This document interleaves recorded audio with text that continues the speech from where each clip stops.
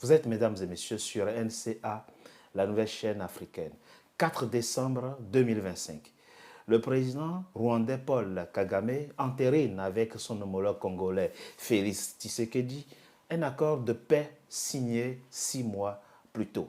Quelques jours seulement, les deux s'accusent réciproquement de violer les termes de cet accord. Et pour cause, le mouvement rebelle M23 serait entré dans la ville d'Ouvira, une ville située à l'est de la RDC, mouvement rebelle qui serait appuyé par les forces rwandaises. Alors, quelles sont les chances de pacifier ce pays et les relations entre les deux États de la région des Grands Lacs?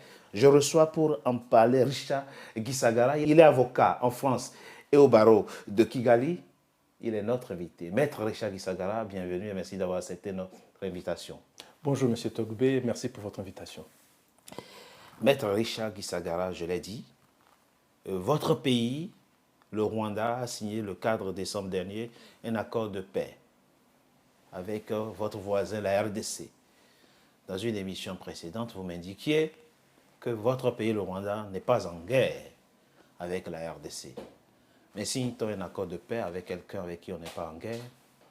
Il faut bien préciser le cadre. L'accord de paix dont vous parlez, c'est un accord de paix qui comporte plusieurs volets. Je pense que vous le savez bien. Il y a eu la signature dont vous parlez récemment à Washington au mois de décembre. Oui. Mais il y a eu 3 parties. La première partie, comme vous le savez, a été signée au mois d'avril.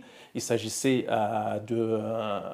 des accords de principe qui étaient suivis plus tard par l'accord de paix dont vous parlez, qui était paraphé, signé par le ministre des Affaires étrangères au mois de juin. C'est ça. Et puis après, l'accord cadre qui a été signé au mois de décembre qui concerne l'intégration régionale. Donc, comme vous voyez, on signe un accord de paix parce qu'il y a des problèmes de sécurité, ça personne ne l'a nié. Il y a des problèmes de sécurité entre la RDC et le Rwanda, personne ne le nie. Mais il y a aussi d'autres difficultés il y a d'autres difficultés économiques également. Il y a le problème de sécurité dans la République démocratique, en particulier dans l'est de la République démocratique du Congo, où des gens sont persécutés, et qui ont des répercussions sur le Rwanda. Et donc l'accord qui a été signé, c'est un accord global qui ne concerne pas que le problème de sécurité, mais un problème global qui permet en fait au pays de pouvoir vivre en harmonie. Mais restons sur le plan sécuritaire. Tout le monde est formel, sauf vous. Le président congolais est formel, les Congolais sont formels, les Américains, l'Union européenne, etc. sont formels. La ville d'Ouvira qui est tombée ce 9 décembre n'aurait pas pu être prise par le M23 sans l'appui des forces rwandaises. Et d'ailleurs, dans un communiqué daté de ce 10 décembre, le groupe de contact international constitué pour la région des Grands Lacs, composé de l'Union européenne, des Américains, des Finlandais, des Danois, des Allemands, dans un communiqué, ils disent aux Rwandais de quitter la RDC. Vous savez, je ne sais pas d'où vous vient cette certitude. Ce n'est pas parce que certaines personnes disent quelque chose qu'il ne faut pas... Oui, pardon. C'est un communiqué officiel. Oui, mais ce communiqué officiel, M. Togbe, moi je vous renvoie à l'accord de paix que vous venez de parler. Donc vous venez de parler de l'accord de paix qui a été signé. Il ne vous a pas échappé que cet accord de paix concerne le Rwanda et le Congo, mais qu'il y a aussi un accord, et d'ailleurs auquel renvoie aussi cet accord de paix qui concerne les Congolais eux-mêmes. Donc si le Congo a accepté de signer, il n'a pas encore signé un accord de paix, mais il est en cours de discussion avec le mouvement M23 pour un cessez-le-feu, c'est qu'il y a quand même des problèmes de sécurité. Il y a le M23 qui est en guerre avec le gouvernement congolais. Donc, il y a une guerre congolo-congolais. Donc, vous n'allez pas me dire tout simplement que c'est le Rwanda qui fait qu'il y a cette insécurité, puisqu'il y a une guerre qui est reconnue par le président Trump dont vous venez de parler, qui est reconnue également par le président Tshisekedi dont vous venez de parler, qui est en train de négocier la paix.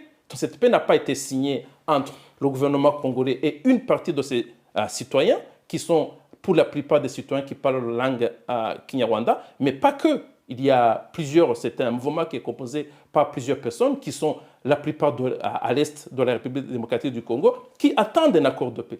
Comme cet accord de paix n'a pas été signé entre ces personnes et le gouvernement, ils continuent à faire la guerre. Donc il ne faut pas tout mettre, c'est quand même... aujourd'hui, c'est devenu comme une vieille rengaine, aujourd'hui qui ne passe plus. Donc de mettre tout sur le dos du Rwanda, ça n'aide pas, ça ne résout pas le problème. Et si on continue comme ça, franchement, on n'arrivera à rien d'autre. Les experts de l'ONU qui pensent que...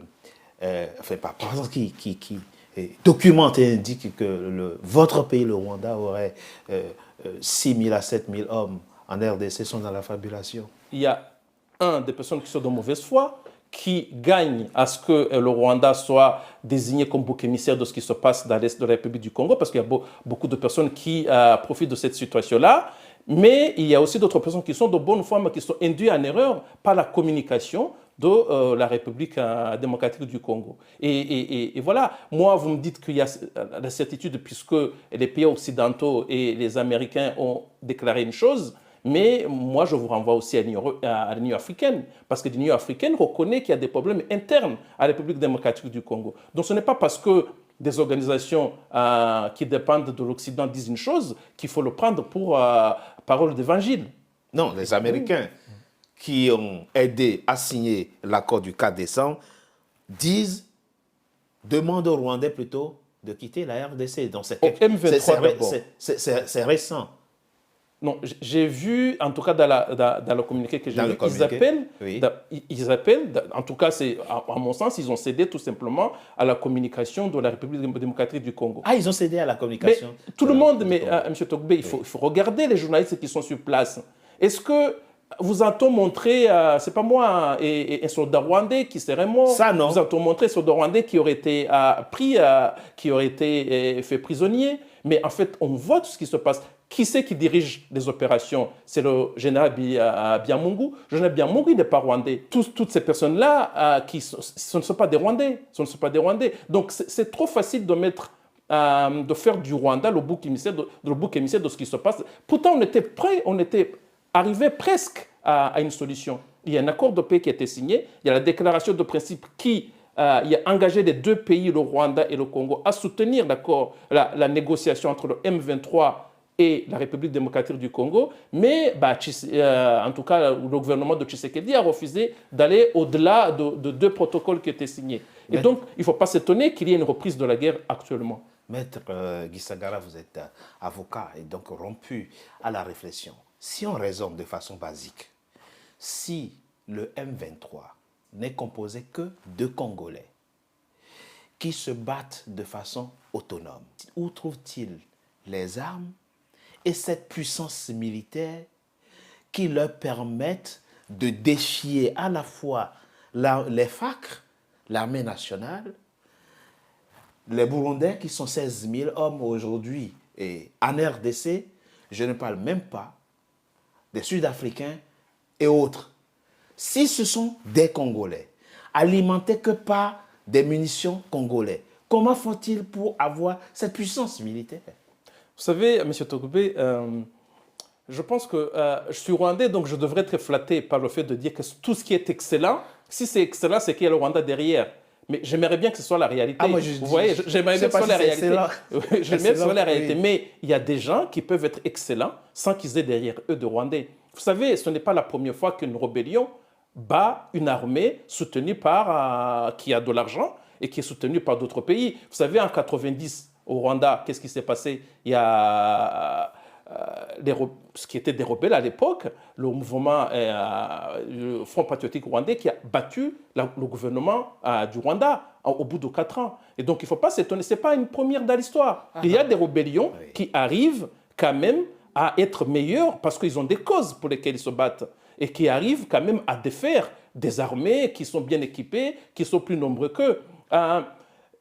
Vous savez, M. Togbe, tout le monde sait que le Congo, c'est un pays qui est failli, c'est un État failli. C'est un État failli. Il y a la corruption, les militaires ne savent pas pourquoi ils se battent, ils ont besoin, ils vendent leurs armes. Et moi, je pense qu'on peut expliquer, il faut d'abord, au lieu de regarder ce qui se passe, de mettre la faute sur quelqu'un d'autre, il faut que les Congolais se regardent eux-mêmes à l'intérieur du pays. Ce n'est pas la première fois, vous savez combien? Il y a 250 groupes armés à l'intérieur du Congo.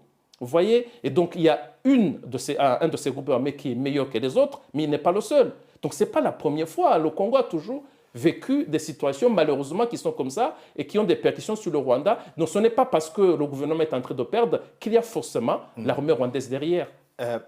Que pouvez-vous répondre à ceux qui ne sont ni rwandais, ni congolais, ni burundais, qui nous suivent en ce moment et qui se posent la question: pourquoi deux États qui ne sont pas en guerre, qui n'ont rien à voir l'un avec l'autre, en arrivent à signer un accord? Moi, je ne dis même pas accord de paix, j'oublie la paix. Vous parlez d'accord économique. Pourquoi le Rwanda doit-il signer un accord de type économique avec la RDC? Ce sont deux États indépendants et souverains avec des frontières précises. S'il n'y a pas de conflit entre les deux, peu importe la forme, pourquoi en arrive-t-on à signer un accord? Mais c'est très simple. Il Oui. faut regarder le contenu de l'accord. Je ne sais pas si vous l'avez regardé comme Bien moi. sûr. Oui, voilà. En fait, Oui. personne ne nie qu'il y a une difficulté, qu'il y a un problème majeur de sécurité entre la République démocratique du Congo et le Rwanda. Il y a un problème qui est créé, qui ne date pas d'hier, qui a été créé par ceux qui ont décimé le Rwanda, qui sont partis au Congo, qui sont installés là-bas et qui continuent à déstabiliser le Rwanda. Pas seulement le Rwanda d'ailleurs, qui déstabilise aussi l'Est du Congo, qui pourchasse des Congolais, soit des Congolais qui parlent le Kinyarwanda, même aussi d'autres Congolais. Et ces gens-là constituent une insécurité que le Rwanda ne peut pas tolérer. D'accord. Et donc l'accord qui a été signé, et à l'origine de cet accord, c'est cette difficulté-là, c'est ce problème d'insécurité qui est causé par ces personnes-là. On y arrive. Et puis, je continue. Oui. Donc, il y a d'abord le problème de sécurité. Mais comment on fait pour que... vous savez, il y a déjà eu dans l'OTAN, il y a un temps où il y a eu quand même, où l'armée rwandaise est intervenue au Congo. Ça s'est passé dans le temps, à une époque. Oui. Et donc aujourd'hui, le président Trump s'est inspiré, moi c'est comme ça, c'est l'exemple que je donne toujours, il s'est peut-être inspiré de ce qui s'est passé ailleurs. Vous savez... À part de la réalité présente.